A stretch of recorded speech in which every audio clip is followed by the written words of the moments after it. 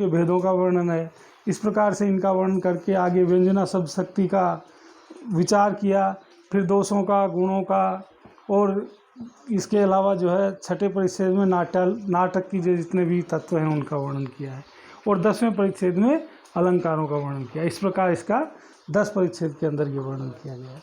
अब हम इसके बाद सीधा जब विश्वनाथ का ये ग्रंथ है, इसके परिचय के बाद में संक्षिप्त रूप से चलते हैं, तो सबसे पहले मंगलाचरण आता है।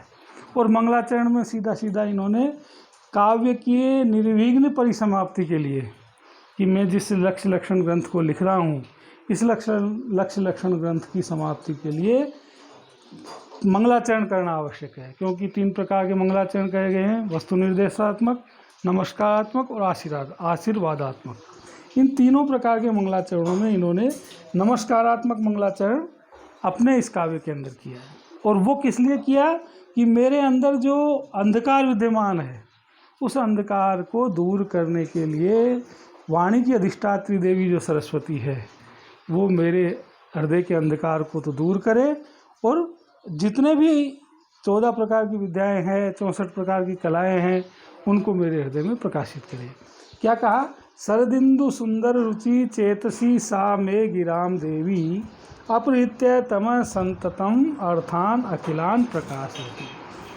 कि वो कैसी है? शरदिंदु सुंदर रुचि। सबसे पहले विशेषण सरस्वती का है। ये सरस्वती का विशेषण क्या है कि सरस्वती देवी किस प्रकार की है? शरद ऋतु के इंदु नाम चंद्रमा के समान सुंदरता को प्राप्त, ऐसी है रुचि नाम कांति जिसकी।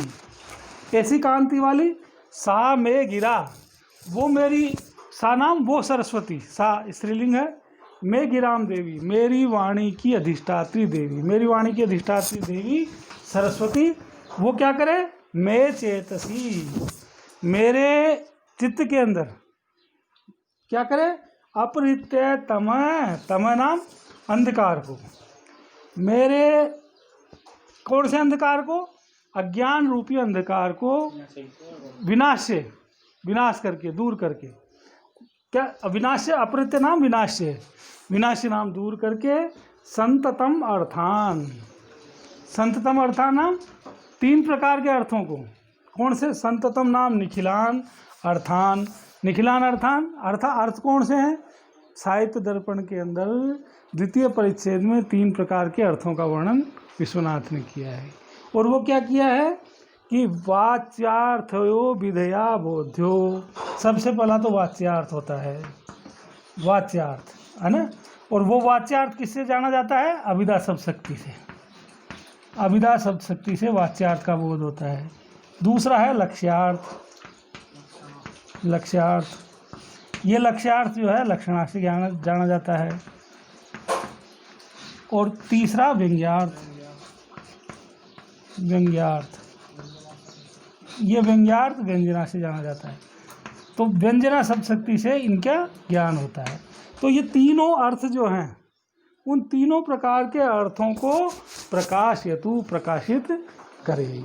अब इसमें सीधा आता है, यदि हम और इसको विस्तृत रूप से समझना चाहें तो इसका भाव क्या है कि यत शरद ऋतु चंद्र है, जिस प्रकार से शरद ऋतु का चंद्रमा, और वो चंद्रमा क्या करता है?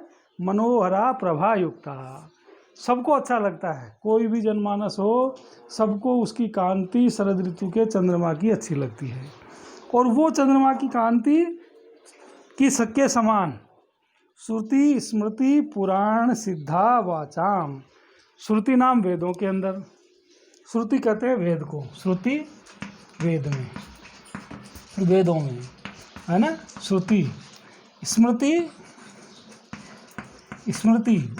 कहते हैं जो मनुस्मृति है, याज्ञवल्क्य स्मृति है, या धर्मशास्त्र से संबंधित जितने भी ग्रंथ हैं वो सब स्मृतियों की श्रेणी में आ जाते हैं। और पुराण सिद्धा नाम, पुराण कहते हैं जो 18 पुराणेषु व्यासस्य वचनद्वयम्, 18 पुराण हैं भागवत इत्यादि। उन 18 पुराणों के अंदर उनके द्वारा जो सिद्ध है स्मृति में, इसके श्रुतियों में और पुराणों में, इन तीनों में जो सिद्ध है इस प्रकार की जो वाणी, वो वाणी और उस वाणी की अधिष्ठात्री देवी, अधिष्ठात्री सरस्वती, वो सरस्वती मैं विश्वनाथ से, विश्वनाथ कवि कह रहा है कि मेरे अंदर जितने भी मेरे चित्त में जो अज्ञान है, उस अज्ञान को विनाश्य विस्तृतम, उसको समस्त उसका नाश करके, और नाश करके क्या करें, तम तुल्यम अंधकारम, अंधकार रूपी जो ज्ञान रूपी अंधकार है, उस अज्ञान रूपी अंधकार का विनाश करके, विनाश्य मद धृत्य, उसका विनाश करके जो है वो अखिलान अर्थान, समस्त प्रकार के जो अर्थ है, वाच्यार्थ, लक्ष्यार्थ और व्यंग्यार्थ, उनका प्रकाशन करे। शरदिंदु अंधकारम, शरतकालीन जो अंधकार है, वो शरतकालीन अंधकार दूर करके, दूरीकृत्य घटपटादीन अर्थान प्रकाशयति। तथैव सरस्वत्यपि मद्धृत्य विद्यमानम अंधकारम, मेरी बुद्धि के अंदर जो विद्यमान अंधकार है, उस अंधकार को विनाश्य समस्तान अलंकार शास्त्र प्रमेयान, समस्त अंधकार अलंकार शास्त्रों के जो प्रमेय, प्रमेय का मतलब जो अलंकार शास्त्र के भाग हैं, सहायक हैं, उन सभी प्रमेयान प्रकटी करो, तू उनको प्रकट करे, ये इसमें बात कही गई है। अब इसमें विचारणीय बिंदु क्या है कि ये तो साहित्य दर्पण से संबंधित मंगलाचरण हो गया कि साहित्य दर्पण में लक्ष्य लक्षण ग्रंथ ही महत्वपूर्ण है, और उसमें इन्होंने भी क्या मंगलाचरण में कहा, सरस्वती से कोई धन धान्य संपत्ति नहीं मांगी है। इन्होंने कहा है कि जो शास्त्रीय जो अर्थ हैं, उन अर्थों की प्राप्ति मुझे कराए, तो उनका चिंतन करना और सरस्वती का ध्यान करना, तो ये दोनों चीज़ इसके अंदर विशेष रूप से थी। अब 3 प्रकार के जो दोष होते हैं साहित्य शास्त्र के अंदर, 3 प्रकार के दोष होते हैं, और उन दोषों को दूर करने की बात इस मंगलाचरण में उन्होंने कही है। क्या क्या कहा है कि 3 प्रकार के दोष कहे हैं। इसमें कवि ने सबसे पहले तो हृदय के अज्ञान की बात कही है कि हृदय के अंदर जो अज्ञान है, उन अज्ञान के को दूर करने की बात कही है। दूसरा, भावों को प्रकट करने की असामर्थ्य, कि जो भी साहित्य के अंदर जिस प्रकार का भाव आना चाहिए, रस से युक्त जो भाव है, वो रस से युक्त भावों का प्रतिपादन हो, और वो रस से युक्त भाव मेरे मन में आए, उसकी अप्रकटता को, असामर्थ्य को, तथा पदार्थों की अप्रकटता को, पदार्थों की अप्रकटता को, इस प्रकार के 3 प्रकार के दोषों को दूर करने के लिए सरस्वती की प्रार्थना की गई है। और साहित्य शास्त्र में दोनों ही बात इन्होंने कही है। इसके पश्चात हम काव्य प्रयोजन के बारे में चिंतन करेंगे। ठीक है ना। खतरा